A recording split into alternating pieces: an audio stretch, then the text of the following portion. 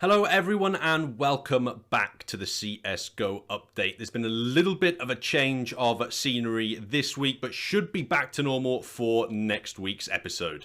I am ProTalis and I'm here to give you your weekly fix of no-nonsense CSGO news. And if you've been following the match-fixing scandal in CSGO, then today's episode is going to be of particular interest to you. There has also been a bit of drama in the Tier 2 CS scene as well, so check out the tail end of the video for a breakdown of some of that content. But without further ado, let's take a look at the week's biggest headlines coming out of the CSGO esports space. Our first story of the week is a massive one coming from the world of ESIC and their CSGO match-fixing investigation.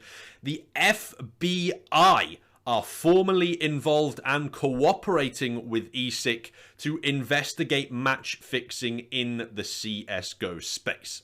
In an extended interview with YouTuber /32, ESIC's Commissioner Ian Smith revealed that the FBI's new sports betting division had taken an interest into ESIC's investigation in CSGO match fixing. However, Smith also stated that due to the relative novelty of sports betting as a concept legally in America, their sports betting division of the FBI is taking some time to get used to operating in this new landscape. And you can imagine that trying to investigate things within the esports landscape presents its own set of unique challenges that the FBI are going to have to try and overcome. Smith also stated that ESIC's cooperation with Australian law enforcement agencies and the Federal Bureau of Investigation have slowed down the release of this match-fixing report beyond what ESIC had originally anticipated. But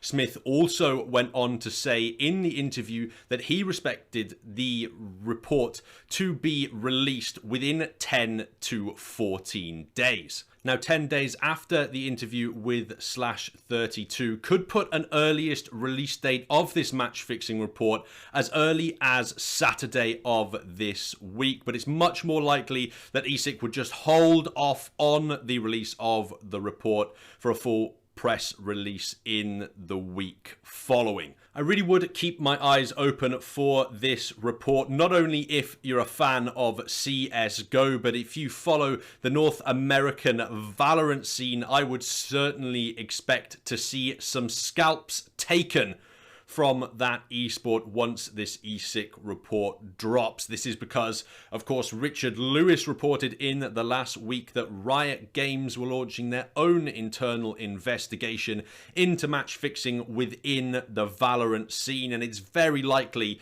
that they will follow on from ESIC's rulings, as ESIC just seems to be gaining more and more legitimacy now that it is cooperating with traditional law enforcement agencies. Our next story is a bit of a follow-on in terms of it keeps the theme of CSGO matchmaking. This is a report coming over from ESEA, who have banned 5 players from their premier competitions preemptively before the release of the ESIC report, following a leaked audio recording that was originally published on the CSGO website dust2.us. Now, I would normally apologize for mispronouncing any of the names here, but once we break down that full audio transcript, you're going to see just why I have absolutely no respect for the players involved in this story. The 5 banned individuals are as follows: Sebastian Recchi Tropiano, Kevin Fourpack Pripanziak, Carson Nosrak O'Reilly, does that American thing where it's just Carson backwards, Alex Vek Voinov, and Davin Joels Jolin.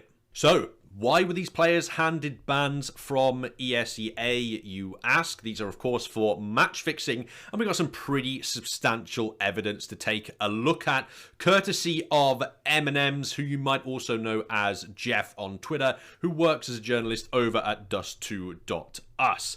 This stuff is beyond incriminating. Before we continue, if you come away from this story with anything other than a 100% guilty verdict in your mind for these players, then you have to be completely crazy. Now, it might be a little bit difficult to understand what's going on in this audio transcript at first, but things soon become clear after the initial confusion and bickering between the pro players. So the transcript that we have is an excerpt from an audio call between players on Team Rebirth. The three players involved in the call are Retchy, Pancc, and Carson, respectively, and within it, they talk about fixing an upcoming match against the team Russian Canadians. The transcript starts with some shenanigans and bickering, but I'll just read through it before we get to the real meat of the audio log. The audio transcript starts as follows. Retchy: no, it'd be sus if you played incognito like the full game, but if you joined at half, it would look real. Or not even at half. In middle of game, where it's going on, you just join, my internet is back, and then we get Shrek out of the server and it looks normal. After this, they start bickering with each other a little bit. Pancc says, I'm not doing it, bro. Retchy replies, as long as Shrek plays 4 or 5 rounds, it's going to look good. Pancc replies, and the fact you didn't even say anything about the Russian-Canadian games, that's even more fucked. But, and then it looks like it gets cut off in the audio transcript here, and if we were in a meme world, this is where you'd see the text visibly confused appear above these players' names. Retchy: what? Pancc: what do you mean what? You didn't say anything about it. Retchy: what do you mean? Pancc: okay, now you're just acting dumb. Retchy: no, I'm serious. What are you talking about?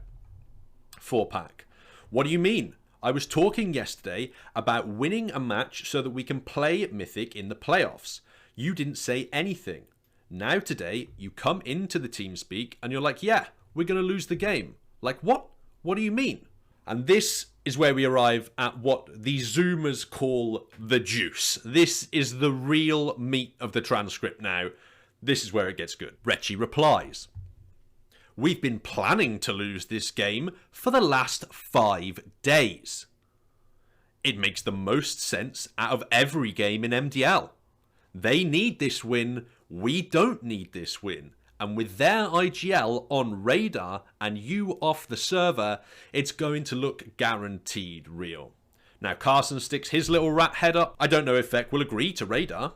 So for those of you who don't know what is going on here, being on radar refers to a practice in which somebody from the opposing team live streams their minimap to your team. And now, in the context of you wanting to lose and you wanting to throw the match, you look at their minimap, you look to see where they gamble stack, if they have any lurk players, anyone pulling off a cheeky flank, and then you basically just ignore that information. If you know they have 4B, you deliberately walk into the B stack, lose the round, but from a viewing perspective, it's supposed to create a more organic loss because there are theoretically reasons for why you lost every situation that they did. Absolutely ridiculous, but that is the practice that these players are talking about and discussing in this audio log. And you can see here in this specific case, the player Carson is worried that the opposing IGL won't actually be on board for this one. That is Vec. But don't worry, everybody. We have a well-known friend of esport coming in to save the day in this story. And of course, it's cryptocurrency. So Retchy goes on to say, don't worry, Carson. He does agree to the radar on the condition that I'm letting him use 2 Bitcoin sites. And I'm going to share the profit from those 2 sites. He also mentions that Joel's, another player for the Russian Canadians, is okay with it too. I told them, though, that there is no way you can tell other players on the team Battery or Saturn, as it needs to look like a legit try-hard game. Pancc replies, alright, whatever, but I'm not setting up the incognito game. I told you. Now, I could reach into a bag of cliched literary phrases here, but the one I'm going to go with is straight out of the dumb horse's mouth. Retchy literally admits verbatim on recording here, we have been planning on losing this game for the last 5 days. It's so mind-numbingly astounding to me that these pro players could be so brazen in conversation as just to openly admit in TeamSpeak servers that they're just casually fixing matches. They've been planning to do it for days, of course, and here are the names of our co-conspirators on the other team. It's just an absolute joke that this has been allowed to happen, quite frankly. If this ever graduates to a criminal case in the US, by the way, then it's definitely a good night for these guys. Their excellent combinations of huge mouths and minuscule brains have given us a literal taped confession from match fixers in the CSGO scene. They better pray that they have reasonable legal representation. I'm by no means a legal expert, but as soon as I start thinking of the term conspiracy to defraud, and I look at the plain evidence that we have in front of us, if a case is brought against them, they are going to need some hell of legal representation to try and get themselves out of that one. Fuck everybody involved in this incident. It goes without saying. We as a community have to purge this kind of behavior out of the Counter-Strike scene, because if we don't, it'll just destroy it from the inside. There's absolutely no doubt about that one in my mind. Even if you're a CSGO player today, and you're the only guy on your team who's not doing it, all 4 other players are cheating, the coach is cheating, the managers, all the staff are in on it, you have to stand up and say something. You have to do something despite the personal cost to yourself, because by saying nothing, you become complacent in their crimes and ultimately contribute to the degradation of the CS scene. Now, if you're not aware of it, that's a totally different thing. As was mentioned here, in the transcripts, you can clearly see that they do deliberately try and hide these cases from some players. But if you ever get a sneaking suspicion, you know ESIC's door is always open, and they will always welcome any evidence or even any suspicions, really, that you can bring them.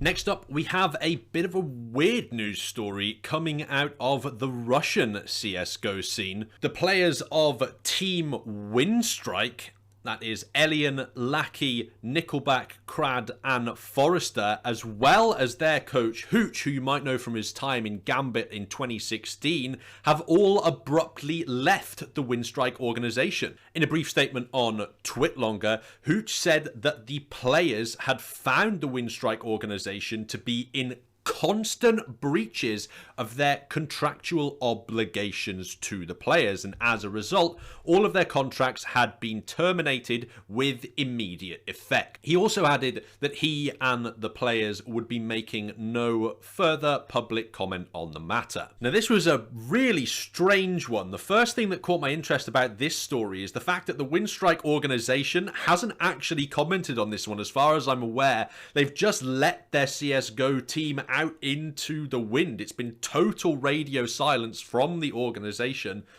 and as far as I'm aware, there is no official comment made by them. I did do a little digging into their story to try and see what's going on surrounding this one, but it's getting a little bit strange, to say the least. I did a bit of digging into the organization's Twitter account, and as far as I can tell, it's pretty much been abandoned at this point.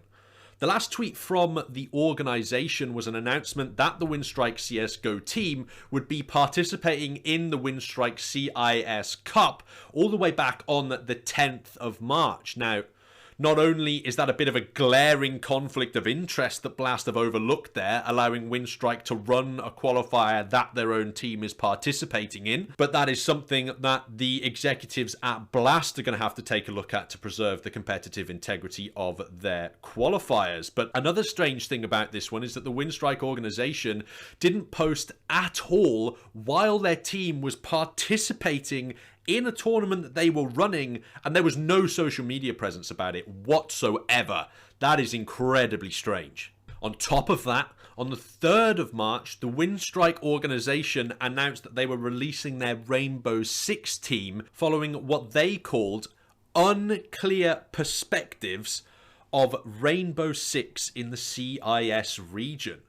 I don't even want to try and unpack the kind of corporate language going on there, but it implies incompetent management from where I'm sitting. This means that the Winstrike organization has lost 2 of its esports teams in the space of a month and have seemingly abandoned their Twitter account, which sits on pretty much exactly 10,000 followers. Who knows? Perhaps the Winstrike organization was unhappy that despite their high follower count, they were only getting 3 to 5 likes per tweet, but I'm not an engagement expert. The Winstrike organization popped up out of nowhere in the middle of 2018, and it looks like it is going to decline into obscurity in 2021 if its current trends are continuing. That just about wraps up the main news from this week, so let's take a look at some of the roster moves that have occurred over the last 7 days. Our first move of the day comes out of the South American scene, where organization MIBR have announced that they are expanding their roster and acquiring Rafael Exit Lacreda from fellow Brazilian organization Sharks. Some might consider this a slightly controversial move to create a 6-man roster after Valve introduced penalties for substituting players at their regional major ranking events, but this business decision seems to be in keeping with the tone of MIBR management, who have happily fielded VAC ban players such as VSM in the past. It seems to me like MIBR's primary concern is with tapping in the hugely abundant fan base of the CSGO esports scene and are less concerned with success in Valve sanctioned tournament series, especially when there was no major in 2020, and it's looking increasingly unlikely that there's going to be a Brazilian major in 2021. Well, it looks like MIBR could be creating a 6-man roster here. The coaching staff announced that Exit is going to be replacing Denoco on every single map for the first week of practice, and then the coaching staff are going to make a decision as to which players play on which maps. But if you're Denoco, you're probably sat sweating on the bench at the minute, because if Exit is brought in and is a like-for-like upgrade for you in every department, it's pretty unlikely that MIBR are going to keep paying for a 6th player that they don't need. With a tangential link to our last story, Sharks have announced that they are reinstating their suspended player Pancc and returning him to the main roster following Exit's departure to MIBR. Now, why was Pancc suspended, you ask? Well, in January of this year, a Brazilian streamer by the name of Giselle posted screenshots of various WhatsApp and text messages on Twitter that she claims show Pancc sexually harassing her and asking her for nude images, all when she was just 15 years old. She also claims that Pancc was engaging in this kind of behavior with other young women. Now, before I go any further, I am obligated to inform you that according to the Wikipedia page for this, the age of consent in Brazil is 14, regardless of gender or sexual orientation. So, as far as I am aware, no crime has been committed in this case. However, just because it's a crime doesn't mean Pancc was in the right. And understandably, the Brazilian player, who is 23 years old, has received a healthy amount of backlash from this. When it first broke in January, the Sharks organization announced that they were cutting his pay, putting him in therapy, and suspending him for the organization for 4 to 6 months. But obviously, this is esports, and why follow through with commitments that you don't feel like you have to? The Sharks organization have obviously announced now that they are bringing Pancc back to the roster, presumably because they find themselves in a bind and need a 5th player. In some ways, you have to applaud the degree of cynicism with which Sharks have actually handled this situation, because from a business perspective, they've had the best of every world here.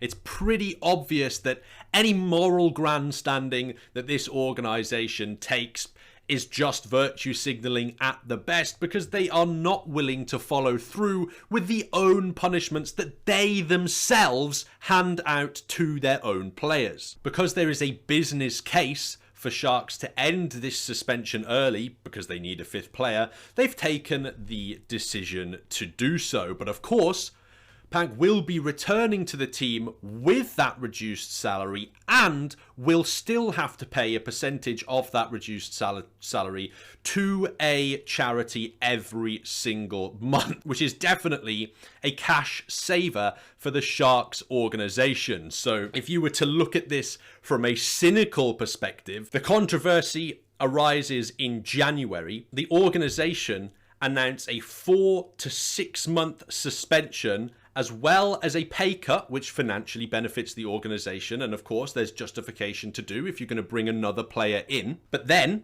less than halfway into that suspension, we were in the beginning of April when this ensued, and it was the 8th of January. So we are less than 3 months in to a 4 to 6 month suspension. The Sharks organization decide to remove the suspension so that they don't have to pay for another player and put him on the books, but they also get to keep Pancc on the books with a reduced salary, which, I mean, it's esports, so of course they're going to take that business option. In other words, Sharks are happy to suspend and unsuspend players whenever it behooves their business case, rather than actually following through with their predefined punishments that they made on moral ground. Ultimately, this is just another example of how shameless some esports organizations can be, and it proves that at the end of the day, they will always act in the interests of their bottom line before they act in favor of any of their so-called morals and principles.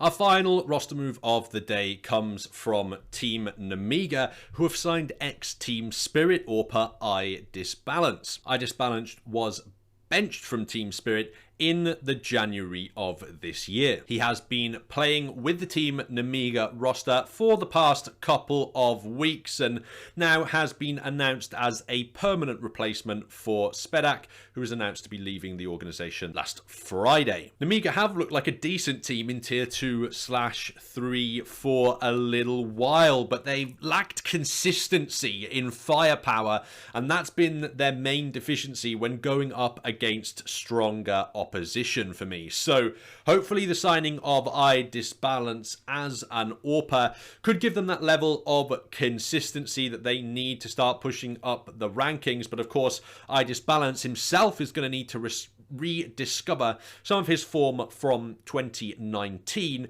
if he wants to bring that elevated level of firepower to the Team Nemiga squad. Well, that just about wraps it up for the CSGO update this week. Let me know if you had any opinions on some of the big stories this week, like some of those match fixers or the bizarre scenario going on with Winstrike. Also, do make sure to check me out on socials at Twitch and Twitter at the links below at the bottom of your screen right now. And the last thing to do, of course, is leave a like and subscribe to this video and channel to keep notified of when the new content is going live. Once again, thank you all so much for watching. I have been Protalis, and I'll see you all in next week's episode of the CSGO Update.